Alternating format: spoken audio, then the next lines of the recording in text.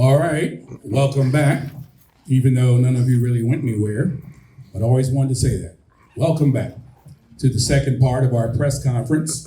Joining us on stage, members of the FAMU Rattlers, head coach Willie Simmons, along with our student athletes, quarterback Jeremy Moussa, and wide receiver Marcus Wiley.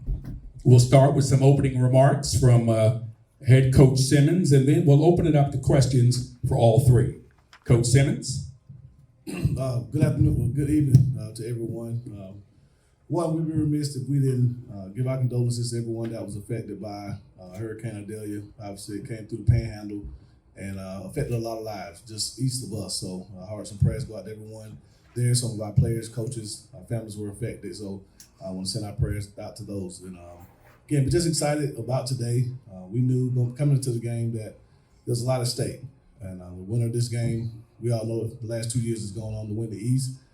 It wasn't decided today, but we still control our own destiny, which is something that we always want to do. So just proud of these guys by the way they've come together over the last really 8 months since we put this team together back in January, and just going through training camp, all the adversities that we faced, and really just being able to put it all out on the field together as a brotherhood is a great feeling. So excited for them, excited for our new vice president, athletic director, to get her first win. I know she's very excited for the boys, and again, but this is the start of a special year, I feel, because we have the talent. I think everyone saw that today. We have the talent. We just have to continue to grow, put it all together, and I think this could be a year for the ages. So just proud of these guys, proud to be their leader, and proud to be able to get on this plane and celebrate being 1-0. Okay, we'll begin our questions. Again, please raise your hand. A microphone will be brought to you. Please state your name, your affiliation, and then ask your question. Our first question. How you doing, Coach? How you doing, fellas? Malik Obi, draft HBCU players. First and foremost, congratulations, Coach and Marcus, for making the Senior Bowl watch list. Coach, my question is for you. Marcus had one kickoff return in his career up until this point. Did you feel like you had a secret weapon or some type of something hidden up your sleeve before today? Obviously, we know the outcome and start the game, but was this something that you had planned? Well, we like to put really fast guys on kick return. And Marcus is arguably our fastest player. So he's done a great job, worked really hard at it. Battled some injuries during training camp, so wasn't able to do it as much. But we said we wanted to set the tone in the very beginning. And taking the open kickoff, obviously, he didn't do it alone. There were 10 other guys that were really blocking their tails off, straining their bodies. And we tell him, you one-on-one with the kicker. The kicker's on you. And he made the kicker miss, and the rest was history. But again, obviously, Senior Bowl watch list. The first guy the NFL scouts ask about when they come to campus. Has a very bright future. We're very blessed to have him on the highest of 7 years. Mia Berry with Anscape. Coach, players, congratulations on the win. Coach, T.C. Taylor might be a first-time head coach, but you guys have dueled it out in the MEAC before, and you guys got to see him last week. How much did your familiarity with Coach Taylor and seeing last week's film kind of help you and the guys this week? Well, obviously, this was the first time in this game that we were actually able to scout them. In 21, obviously they had played in the spring, the COVID spring, but revamped roster, entirely new roster, new quarterback, transfers all over the place. So really didn't know much of what we were going to see. Obviously, last year we played a week 0 game. They had a chance to scout us and really do some things to take advantage of what we were doing. So we really wanted to take advantage of it. Playing a week 0 game is a great opportunity to play on national television.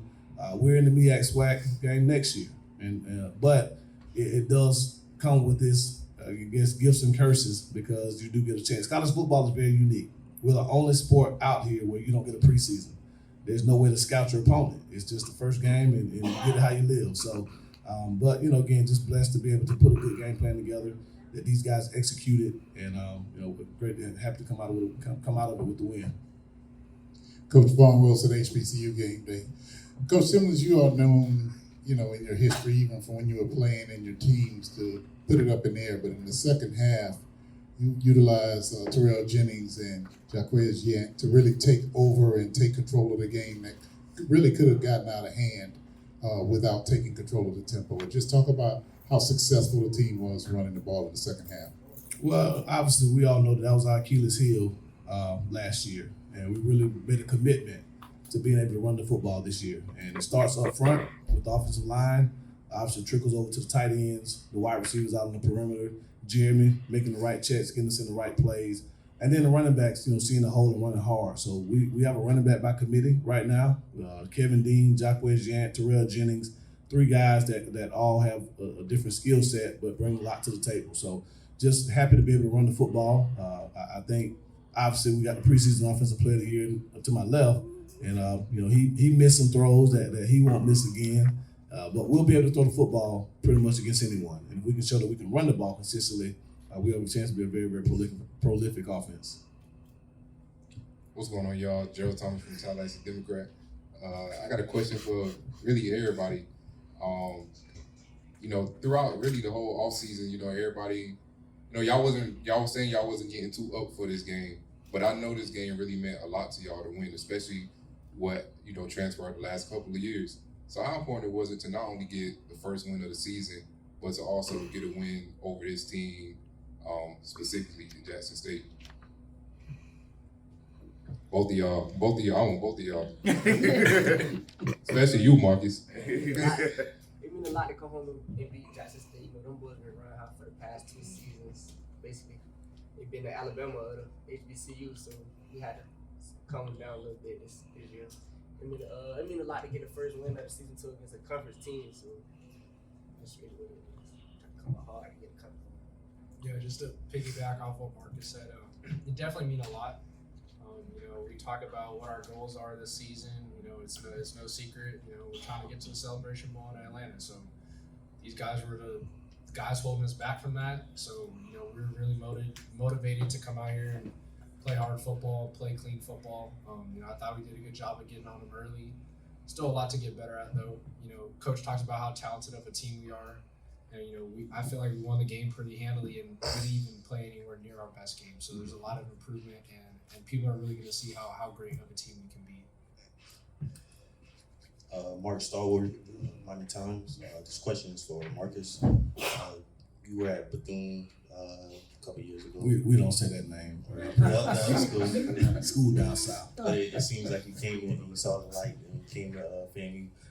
Just joining the Rattlers, how has that experience been? And Jeremy and Coach Simmons, you can chime in too, of having Marcus on the Rattlers. It's been an amazing experience to come home, basically play in front of the city. I've been a baby Rattler my whole life. I played for Walker Ford. It's right around the corner from FAMU, so I've been a Rattler. I don't even know why I went down. He's been a great addition to have. First off, he's an amazing person, works really hard, good person. That's what we're looking for in the program. But not to mention that he's one of the most talented guys that we have on the field. You saw today, so it makes my job easy when you have playmakers like that on the outside. Okay. Allison Posey, WCTV. Marcus, you just talked about, this was for Marcus and Coach. Coach, you've always talked about recruiting your backyard, recruiting Tallahassee. 2 of your 4 touchdowns today were from local guys. I mean, how awesome is that to not to see that, but to have guys come home and want to play and represent FAMU? Well, it's an amazing feeling.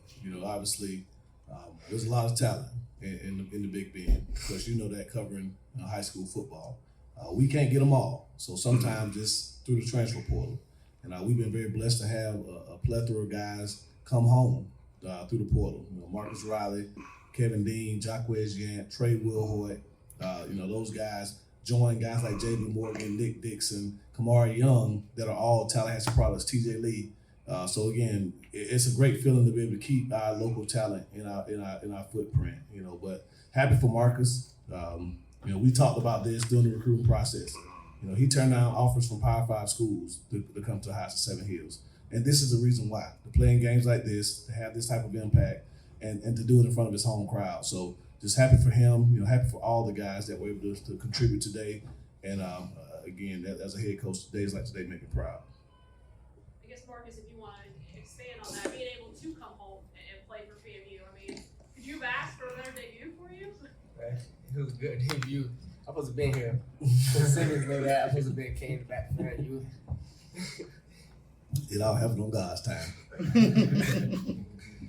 Coach Alanis Sims with the AP. You mentioned earlier the expectations on this season. How important is it in the first game of the season? You talked about no preseason, but how important is it in the first game of the season to have guys making impact plays in all three phases of the game?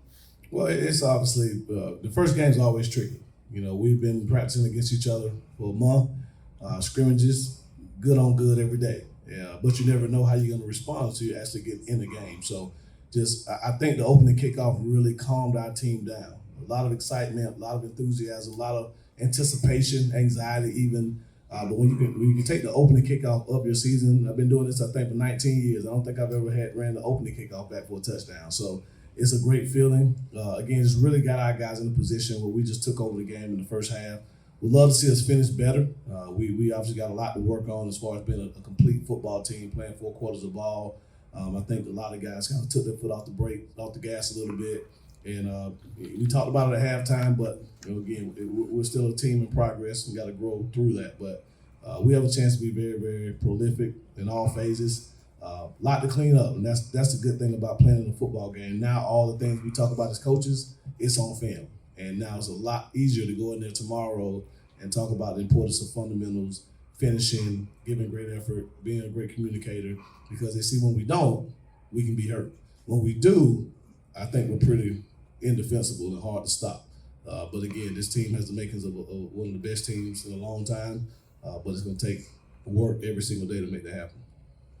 Coach Vaughn Wilson from HBCU Game Day once again. And this question is for Jeremy Moussa. Jeremy, you have quite a talented, large, and deep offensive line. How much more confident are you taking a snap knowing that those guys, and I saw a lot of substitutions, it's very good depth on the offensive line. How much more confident are you taking a snap knowing that you have that many talented guys in front of you? Yeah, everyone who made the trip for the offensive line is, someone that can have an opportunity to play and impact the game. So, it makes my job easy when they keep me upright, give me lots of time in the pocket. Our offense runs through them. Without them, we can't do anything. Guys like Marcus, K-Dot, Jamari, the tight ends, Kamari and JP, the running backs, we can't get anything done. So, those are the guys that, deserve all the credit. They make our job easy. And, they've challenged themselves since the spring. They really took it upon themselves to get bigger, faster, stronger, and be able to take over the game when we need them to. Keith Hadley, HBCU Digital Network. Congratulations, been here for the 3rd time, so glad to finally get the win. But my question is, you addressed it somewhat, but in the second half, we did notice a drop-off. What were some of the things that Jackson did or that we did as a university or that FAMU did that caused that drop-off in offensive production? Well, I think it was a combination of things. It was hot, even though we were on the cooler side, so we had some guys starting to cramp. So our starting center, TJ Lee, was out, coming out of halftime, cramping. Our left tackle was battling some heat illnesses. So we were rotating, and with the offensive line, you try to create synergy. So you want to keep a group of 5 together. And we kind of mixed some guys up, so there was some communication breakdowns, things of that nature. We missed some plays that we're capable of making, in the passing game. Obviously, there were a couple of times in the run game we didn't communicate well. And so just didn't have that same, I think, vigor and excitement about playing in the second half as we did the first. And that's a challenge. You jump up 28-0, and for all intents and purposes, our defense was playing lights out. They really didn't have an answer for us. And so it's a Jedi mind trick trying to get these guys to really understand about just finishing, right? We talked about, again, I'm chasing the ghost of Jake Gaither every day. And Jake coined a phrase, kill a mosquito with an axe. Just having that type of killer mindset that you don't take your foot off the gas no matter how much time is on the clock. And that's something that this team has to grow into, So again, a lot of new guys, a lot of new faces. We'll get there, and there may be a game this season where we got to scrap it out the second half. Feels good to get up early, obviously, but we got to make sure the guys understand that there's a standard here at FAMU. That standard says that we finish everything we do, and we got to do a much better job of finishing games. Brian Fulford, Black College Sports Network. Congratulations, Coach Jeremy, Marcus. For Marcus, you that opening kickoff return. Coach just said in your 20-something years of coaching, you just opened the season with the kickoff return for a touchdown. I don't know if in the history of FAMU that has ever happened. I know our great SID is going to be looking that up all week, but you just created this. You look it up now. Yeah. So I want you to talk about that. Just the fact that you just, made a historic play to open the season. And then, Coach, 720 some days, Rattler Nation has had to listen to JSU fans. So I know it's 1-0, and we're supposed to be focusing on the next week, but any wise word you can give Rattler Nation on now that this one is in the books? I just want to say, I just had to run fast. Them boys out there blocking. I just seen the open gap, and I just gotta go. Just ran. Them boys out there doing their job. Well, and I don't follow the chats. I don't really follow the message boards. I know there's back and forth banter, but there's one particular JSU fan. I don't know who it is, but every time I look up and I see JSU by fault, it just boils my spirit. And so that's the one person that I really want to see right now. The rest of them, I got the we'll search respect for Jackson State, for TC Taylor, for that team. For Ashley, who gave me my first opportunity to be a head coach. We've been on the other side of this, the last 2 years. So, that's a good football team, and I think they have a really bright future. And so, it's part of bragging rights. That's what happens when you play rival games. But I enjoy the back and forth. That's what happens. That's what makes the SWAC what it is. To have these type of rivalries, these type of games. Whoever that guy is that kept saying JSU by falling, he wasn't saying falling, FAWTY. So he's trying to rub it in every chance he got. So I'm gonna go back through my chats and see exactly who it is, and he might get a DM from Coach Simmons tonight. Coach, this summer, spring, summer, you've had a lot of moving pieces, especially on your defensive line. Dakar Edwards, you get back General Hunt. Got a couple of guys here. What did you think about, and even in the secondary, Kimani King, guys like that? What did you think about the depth that you have and some of the guys, whether it be the grad transfers or the younger guys stepping up? And how do you feel about that going forward with the roster that you have? Well, obviously, a goal of ours was to build quality depth across the board. So when we looked at the transfer portal this year, we really targeted guys who had played a lot of college ball. So Dakar Edwards, McCody Roberson, Sylvester Mathis, Sharif C. Those guys are all graduates. Tyrese Gibson Battles, junior college transfer. And so you can bring that type of experience to an already stellar defense. It makes for a really, really strong unit. And so a lot of older guys. We had 24 guys that made the trip today that played with their college degree in hand. So we're a very, very veteran football team, and that should show up. The maturity of our team, our ability to overcome adversity. That's what you expect from an older group. So that was our goal this year. Hate to say we put all our eggs in one basket, but we really did make the emphasis to go recruit older guys this year to fill some spots. Isaiah Lane, we lost one of the most dominant players in our history last year. And we knew that Kamara Stevens was kind of flirting with the portal, so we wanted to make sure that we didn't have a bare cupboard when it came to the defensive line. And we're blessed to have all those guys, and even John Graves, who transferred to us from Jackson State, ironically. We're blessed to have that amount of depth on the defensive front. Coach Lawrence from ESPN's Landscape. You talked about earlier, you're chasing the ghost of Coach Gaither. And, the past coaches have, coached in this very Orange Blossom Classic. In the past 2 years, it's been a little bit of a disappointing end for, the team. And, finally getting that win here, and, if it's currently the last one that, FAMU plays in terms of the Orange Blossom Classic, what does it mean for you? Well, again, we talk to our guys all the time about being where our feet are. We're game one of the 23 football season. And right now, our feet are celebrating a huge win for this program. And we have a long season to play. Our plan is to play 13 games. This is one of 13. And so we don't want to look too far ahead. Our goal right now is to get back to Tallahassee safely, get some rest, and we're right back on a short week versus a very, very dangerous South Florida football team. And so, the Orange Blossom Classic has been good to us. We know it's synonymous with FAMU. FAMU football will continue to go on. The Orange Blossom Classic, for all intents and purposes, will continue to go on. And, we won't be in the game next year, but that's not to say we won't be in the future. And but again, we're very excited about today and the opportunity to play in this game. And if this is the last one for a while, we were not on a high note. Coach, Gerald again. I remember at the Monday's press conference, you said, ain't no Dave and Buster's this year, ain't no beach this year, this about business. Tell me how important it was to have your guys locked in and make sure y'all, did everything in y'all control to secure this victory today. Well, I actually let Moose answer that question because obviously he was here last year. He experienced last year's game. And so I'll let him as the leader of our leadership council, address the team's mindset coming down to Miami this week. Yeah, no, I think it was.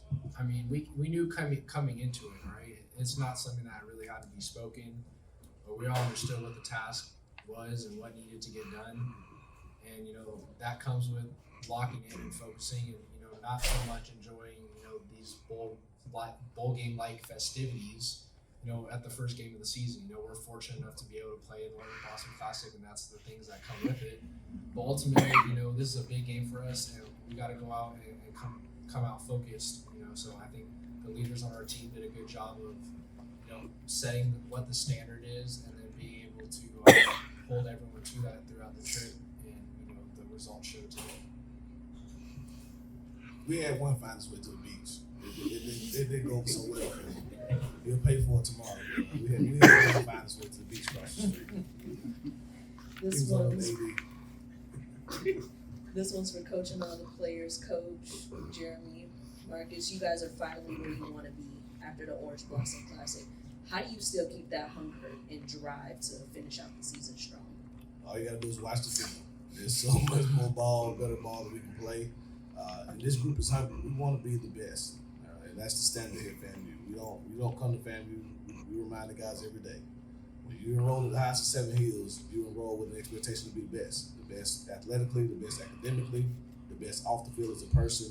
That's our standard, and our standard is excellence. It's in our school motto, and so we played far from a perfect game today.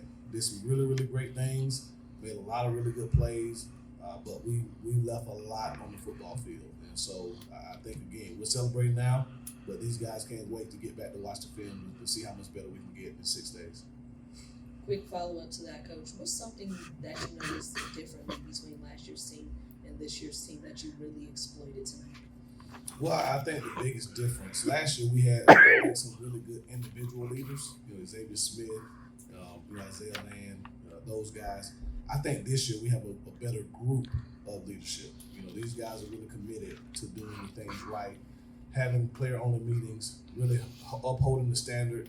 I don't have to say much when it comes to our standard. We let those guys really determine a lot about what happens with this team. So if there's a disciplinary issue, it goes to the leadership council. And those are 11 guys that were hand-selected that really speak to the pulse of this football team. And I think that's the biggest difference. Leadership has to be a group effort. And I think this group has the type of leadership that makes a championship football team. Mark Stallworth, how many times, coaching players, just having the home crowd support, a lot of Rattlers here in Miami, just having their support, supporting you. I know next week that you have a road game against South Florida, but having that home support before you go, guys head back to Tallahassee in like 2 weeks playing at Brad. What does it mean coming down here to Miami, having that Rattler support? No, I think it's big for us. Of course, a lot of energy from the crowd. The team's going to feed from it. I think we noticed. We had our side was pretty packed out, and it stayed packed out the whole game. So that really gives our guys a lot of energy, a lot of enthusiasm, and we feel the support. We appreciate all of the support that we get from everybody because it really means a lot to us. We're going to have our final 3 questions. And our first of the final 3 will be Keith out of the HBCU Digital Network. Barry was pushing FAMU by 20 all season. We missed it by 2 points. But what can we do to address some of the things we saw in the kicking game? We saw a couple kicks get blocked, whether it was individuals getting blocked over, things like that. What are some of the things that we are potentially looking at to fix that? Yeah, definitely. That's number one on the list of to-dos to fix field goal. The middle of the game, I'll be taking it over at this point to figure out what went wrong. We'll see if it's a schematic issue or personnel issue. Both will be addressed. So we'll look at the personnel, make sure we have the right guys on the unit. obviously we'll look at our scheme to make sure we're doing sound things, because that's unacceptable. That's not the level of ball that we're capable of playing with. And we have a chance to be dominant on special teams. We were dominant for a half, and then we screwed the pooch the entire second half. So we definitely have to address that. That's the biggest thing. The other things I think are very fixable. Like I said, we missed some shots on some overthrows that we make those 9 times out of 10 in practice. So just getting our legs under us, obviously playing in a game for the first time, we got to get our legs under us. And now that we've had that experience, Moussa's timing will get better with the wide outs. We'll make those throws, and I think we'll have an explosive offense. But the biggest thing is obviously special teams and cleaning up field goal. Jeremy, you kind of put the HBCU world, I'll say the football world, on notice last year against UNC. Today you recorded your 5th multi-sport game going back to last season, but obviously you missed a few throws. What are you looking to improve, or, as Coach said, there's no preseason, but what are you looking to improve going into these next few weeks against some big non-conference opponents? Yeah, no, I think it's just the same thing I've been talking about since the offseason. I feel like I have everything to get the job done. I understand our offense inside and out. I just got to make the plays that come to me. Just like Coach said, there's a couple balls, overthrew, missed guys. Those are touchdowns, and I got to make those throws. I'm more than capable, and I expect myself to do it every single time. So, that's my job to get corrected and bounce back from that. But I think my eyes were in the right places. I'm seeing the defense. I just got to make a play when it comes. Vaughn with HBCU Game Day. Coach Simmons, you talk about chasing Coach Gaither, and here you are 6 days away from playing University of South Florida, where you probably want history to repeat itself from 1969, where FAMU, a small black college, played Major College University of Tampa, and FAMU got the upset. Does that stick in your mind, because you're a FAMU history buff? Going to Tampa, playing now USF, is that in your mind this week? It's definitely in our minds. We talked, didn't talk much about it. We just talked to the guys about the chance this year to have a season for the ages. We feel like we have the talent to do so. And so we checked one box. Obviously, win the North Blossom Classic, put ourselves in a position to be at the top of the SWAC East. Now it's about playing 2 really strong out-of-conference opponents, the first one being the University of South Florida. So, again, history, Jake Gaither made history a long time ago by taking FAMU down and beating the PWI. And I think this team has the makeup to do it. Obviously, it's not going to happen just because the spirit of Jake lives with us. It's not going to happen because we put on nice-looking uniforms and charter a bus down to Tampa. It's only going to happen if these guys make the corrections, clean up the mistakes. We as coaches assess what we can get better, put our guys in a better position. We had some cramping today, so we got to look at our nutrition. Are we eating the right things? Are we hydrating them enough? We can take care of all of those little things that come along with playing your first football game and clean them up.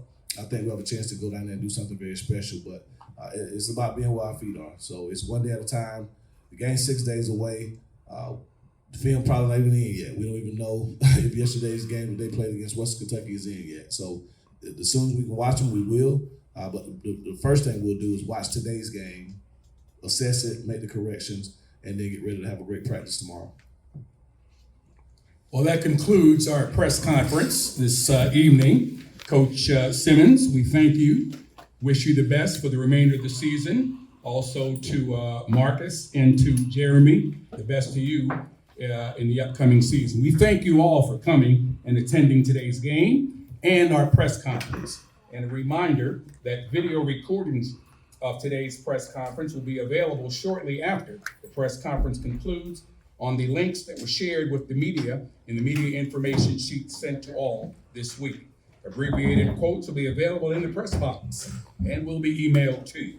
So on behalf of the Orange Blossom Classic, we thank you for attending today. Enjoy the rest of your Labor Day weekend, and please drive to arrive home safely. Good night. Thank you.